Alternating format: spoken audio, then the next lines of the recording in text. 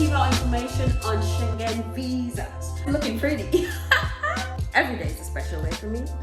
And I like cheap stuff. I like cheap. Okay, wait, that's not.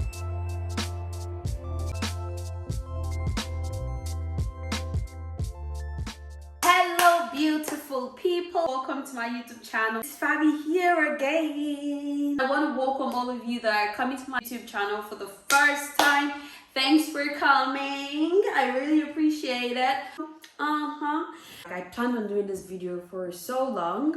I'm here to give out information on Schengen visas. If you're an international student, I feel like that's like one of the dreams of every international student when they're out here in the UK.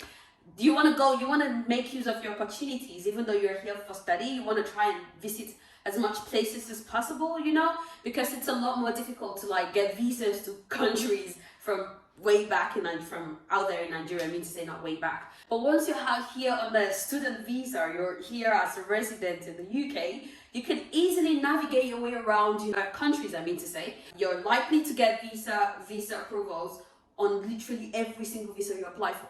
I mean, I've not gotten any visa denial, but I haven't done so much, so I can't say yet. But I'm just telling you, being out here as a resident gives you an edge, you know, the Schengen visa. It's pretty straightforward. Literally, almost every Schengen visa, because I haven't done all, I wouldn't tell you all of them, you know, but I'm just saying, almost all of them are pretty the same thing, you know, the processes. If you want to travel to a place, right? Very first process. You do make a research about the country you want to travel to. Go online, whichever country, just type the country and go to their official website. Check their visa requirements. And if you're going there for tourism purpose, you're always going to have to pick the short stay visa, which is around, I think the maximum for short stay visa is like 90 days.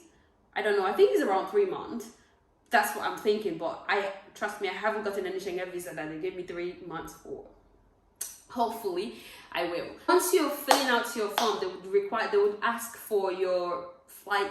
During your line application, they're going to ask for your travel and return date and your accommodation. This is a must to have because you definitely need them before you go to your appointment, because you need to go with the document for your flight and your accommodation. So it's a must. After filling out your online form, you need to have an appointment at the embassy of the country you're traveling to, right? So for your appointment, what they have to do is check your documents, and then you have to do biometrics like thumb printing, and they take a shot of all of that for the visa process, yeah? But getting the date for that appointment is always so difficult. For Greece, they have the option to, if you've already booked for your flight and all of that, and the appointment date is after your flight time, even if it's too close and you feel like there's not enough time for you to wait for the visa, then they had the option for me to call them, and then they will fix it up for me. The booking and all of that. I did not get an appointment date, early appointment date for my Greece visa. So I told them I already paid for my flight, so they're not going to refund the money. So I need an earlier date. So they told me I just needed to pay like £9 extra. I did, and they brought my appointment date further. They brought it further to like 2 weeks, almost 2 weeks before my travel date. So yeah, they had that option, but it's not all of the embassies that have the option, because when I applied for my Paris visa and I booked for my appointment, there was no close appointment date. I called them and they told me, sorry, we can't do anything about it. There's a lot of people waiting, so you have to wait. And the waiting period for this was over 2 months, literally. First process, like I said, have your accommodation bookings ready, have your flight bookings ready, fill your online application form they would ask for these details. You just put them in there. But before you go for your appointment, so these are like the stuff they require for your appointment, so pretty straightforward. As a student, they would ask you to come with your like a student confirmation letter. That's something you can get from your uni. What you have to do is send an email to your uni and tell them you need a letter of confirmation for travel. So literally what I do is I call them and tell them to direct the letter to the embassy, you know, for a Schengen visa. So the school directs the email to the Schengen visa, and the letter to the Schengen visa. What the letter says is that I am studying in the uni and I'm studying this course, and this is how long my program is running for, and I'm in the UK for now till my program expires. You know, the school letter says all of that. Aside the school letter, you need a 3 month bank statement, right?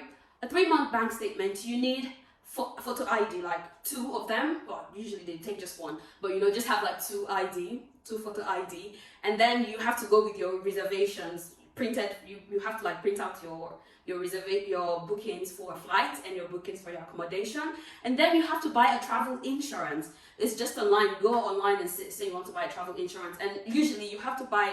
I think the last one I paid was around £27 or something, and that was 3 days. So what happens is they don't have a specific amount for travel insurance. They just count maybe each day is like £10. I'm just saying it's not £10, but I'm just saying each day is like £10, and if you're going to stay for 5 days, you're going to pay £50, right? It's just for the number of days you're going to stay, literally. So once you have your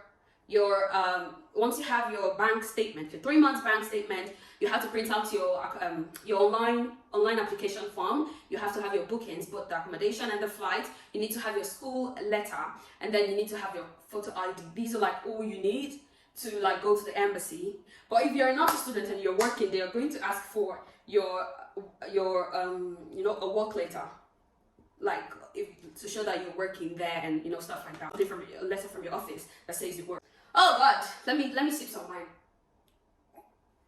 I feel like I'm talking so much. Ooh, that was close.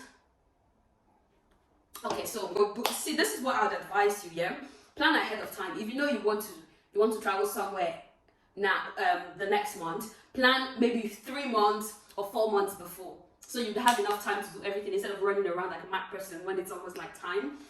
Right? Always plan ahead. And for the visa appointment, you're not doing anything. Like, they're not going to start asking you questions and stuff. You just present your documents to them. They take your thumbprint and you're gone. And most of the time, the visa, they take like a week, literally a week or a weekend, some days for you to get. Pretty fast.